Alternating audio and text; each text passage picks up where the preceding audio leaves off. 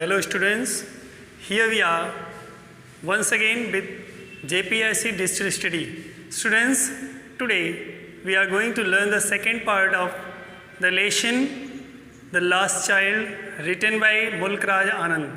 In the last video we have learned to know that a small boy was going to a fair with his parents and asked for some things which was attractive to him. He asked for them, but his curiosity, his requirement is denied by their parents.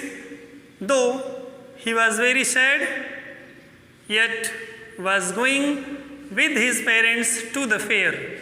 Let's see the textbook next of the story. Let's see our textbook. पिछले video में हम लोगों ने देखा था कि वह बच्चा अपने माता पिता के साथ मेले में जाता है और रास्ते में एक पेड़ों का झुरमुट मिलता है जहाँ उसके माता पिता कुएं की मुंडेर पर बैठे हुए उस बच्चे को बुलाते हैं और वह उनकी आज्ञा पर वहाँ दौड़ते हुए जाता है और पेड़ों से गिरे हुए जो फूलों की पंखुड़ियाँ थीं उन पंखुड़ियों को इकट्ठा करने में प्रसन्नता का अनुभव कर रहा है. An old banyan tree outstretched its powerful arms over the blossoming jack and jamun and neem and champak and sisa and cast its shadows across beds of golden cassis and crimson gulmohar as an old grandmother spreads her skirts over her young ones. An old banyan tree means एक पुराना बरगद का पेड़. जिस तरह से घर में कोई सबसे श्रेष्ठ व्यक्ति होता है, सीनियर उम्र का व्यक्ति होता है और अपने छोटों को अपने आंचल में समेटे रखता है, उसी तरह से वह बूढ़ा बरगद का पेड़ जो बहुत पुराना था उसके साथ अपने संरक्षण में नीम के, कटहल के, गुलमोहर के और शीर्षा के पौधे उसके साथ में उगे हुए थे और इन पेड़ों के साथ वहाँ एक बगीचा, एक झुरमुट सा बन गया था. But the blushing blossom freely offered their adoration to the sun in spite of their protecting chaperon by half covering themselves, and the sweet perfume of their pollen mingled with the soft, cool breeze and that came and went to little puffs only to be wafted by the strong breeze. And as it was said by the writer, जैसे कि writer ने लिखा हुआ है कि वहाँ पर गुलमोहर के पेड़ थे, अन्य पुष्पों के भी पेड़ थे और फूल खिले हुए थे. इस वजह से उन फूलों की खुशबू तेज चलने वाली हवा के साथ वो फूलों की खुशबू हवा में घुल रही थी और लोगों को आनंदित कर रही थी. A shower of young flower fell upon the child as he entered the grove and forgetting his parents. A shower of means एक गुच्छा, एक ताजे फूलों का गुच्छा जैसे ही वह बच्चा पेड़ के नीचे जाता है उसके ऊपर गिरता है और वह बच्चा उन गुच्छों को उठाने में इतना मगन है कि अपने माता पिता को ही भूल जाता है. He gathered the raining petals in his hand और गिरती हुई पंखुड़ियों को जो बारिश के समान उसके ऊपर गिर रही थी उनको इकट्ठा करने लगता है. But lo, he heard the cooing of the doves and ran towards his parents shouting. लेकिन ठीक तभी उसने डब नामक पक्षी की सुमधुर ध्वनि को, कूकने की आवाज़ को सुना और अपने माता पिता की ओर दौड़ते हुए कहता है डब डब. उसने कहा देखो डब है. डब मीन्स फाख्ता पक्षी होता है पूरे सफ़ेद रंग का.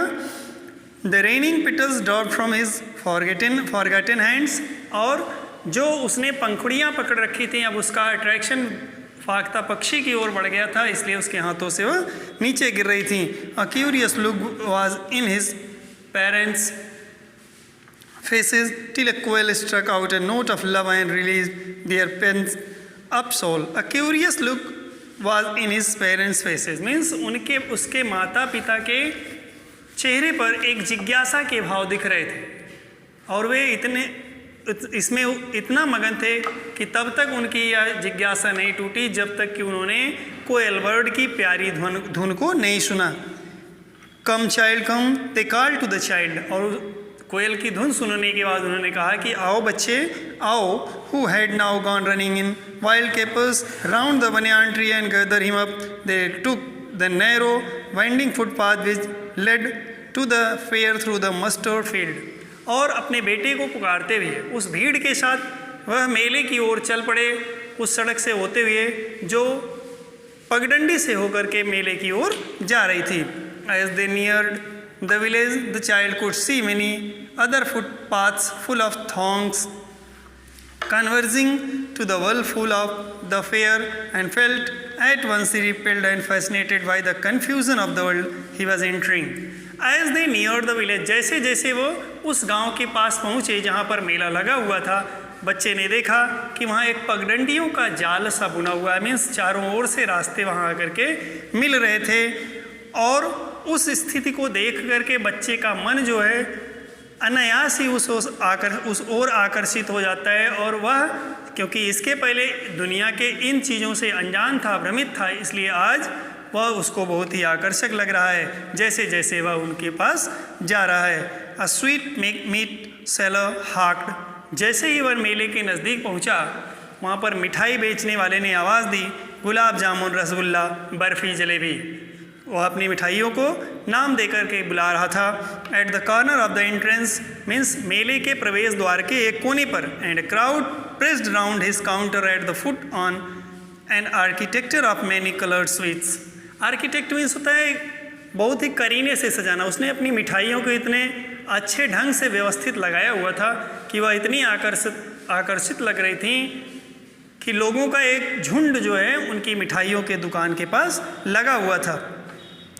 Decorated with leaves of silver and gold. और मिठाइयाँ सुनहरे और चांदी रंग के वर्क से सजाई गई थी. The child stared open eyes and his mouth watered for the barfi. बच्चे की निगाहें मिठाइयों पर जमी हुई थी और उसके मुंह में बर्फी पाने की चाहत में पानी भर आया. That was his favourite sweet. क्योंकि वही उसकी सबसे प्रिय मिठाई थी. आई want that barfi, he slowly murmured. और धीरे से वह गुनगुनाया कि मुझे वह बर्फी चाहिए. I want that barfi, but he half knew as he begged that his plea would not be heeded because his parents would say he was greedy. उसने अपनी बातों को आधे मन से इसलिए कहा क्योंकि वह जानता था कि उसकी चाहत को पूरा नहीं किया जाएगा और उसके माता पिता उसकी चाहत को यह कह करके नकार देंगे कि वह बहुत ही लालची है.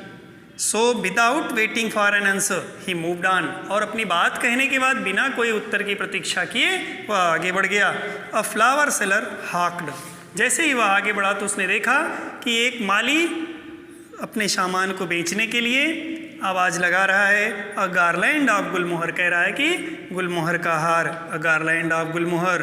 The child seemed irresistibly drawn by the implacable sweetness of the scents that came floating on the wings of the languid air. Means जो सरसराती हुई हवा चल रही थी, गुलमोहर के फूलों की खुशबू उस हवा के साथ उस बच्चे के पास आ रही थी और बच्चा एकाएक ही उस माली की ओर आकर्षित हो गया. He went toward the basket. वह उस टोकरी के पास गया where the flowers were heaped. जहाँ फूलों का ढेर लगा था. And half murmured I want that garland. और उसने धीरे से कहा कि मुझे वह हार चाहिए. But he well new.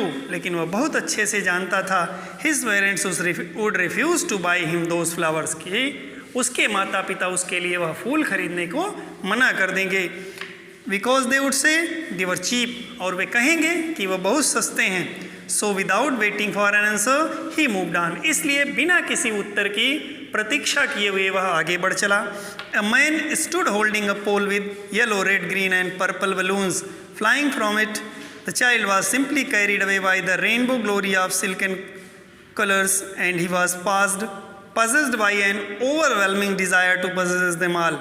But he well knew his parents would never buy him the balloons because they would say he was too old and play with such toys.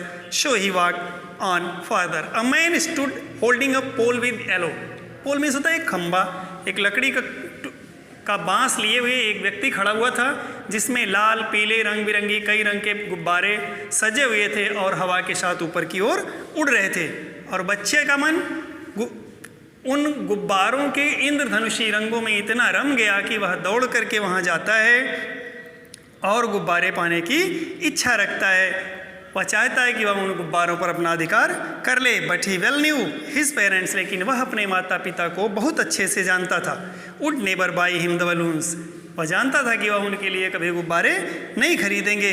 Because they would say he too old to play with such toys, और कहेंगे कि वह अब इतना बड़ा हो गया कि उसे इन तरह की खिलौनों से नहीं खेलना चाहिए। So he walked on further, इसलिए वह आगे बढ़ चला।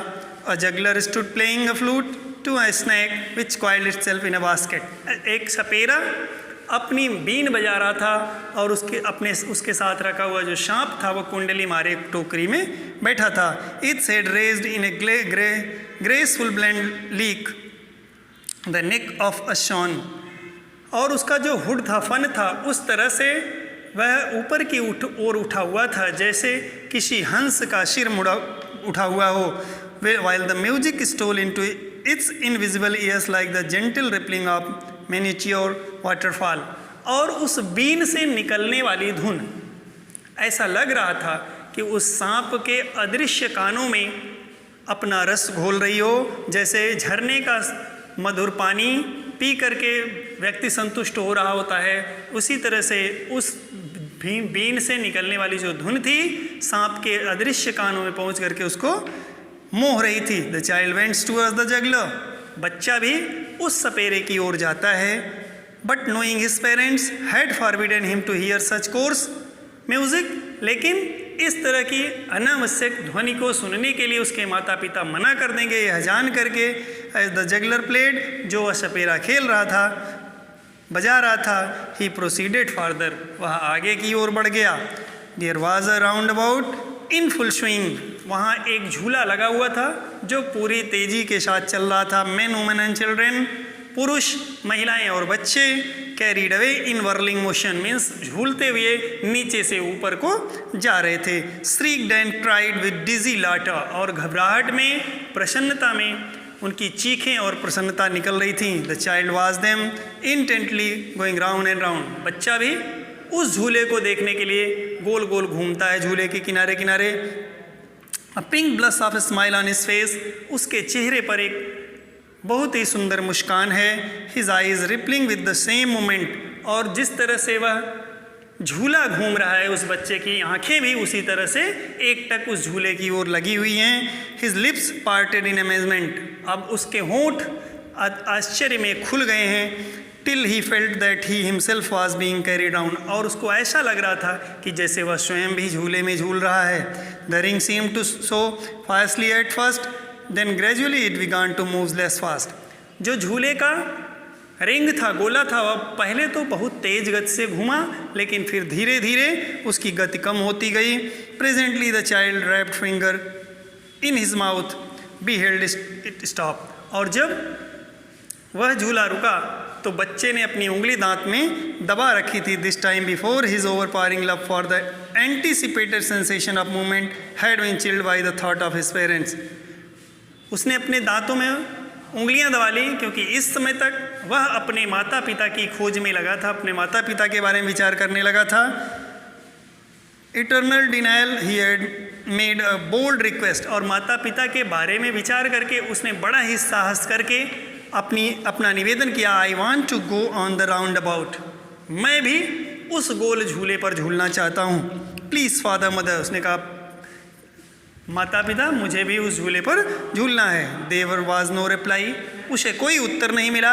ही turned to look at his parents, तब उसने मुड़कर अपने माता पिता को देखना चाहा। They were not there, they are head of him, वे लोग वहाँ मौजूद नहीं थे। He turned to look on either side, उसने दूसरी तरफ भी उन्हें खोजने के लिए निगाह घुमाई। दे वर नॉट देयर, वे वहाँ भी नहीं थे। He looked behind, there was no shine of them, जब उसने पीछे देखा तो वहाँ भी उनका कोई नामो निशान नहीं था। Dear students, read the lesson till here with the help of this video. We will meet with the next and last part of the lesson in the next video. Till then, thanks.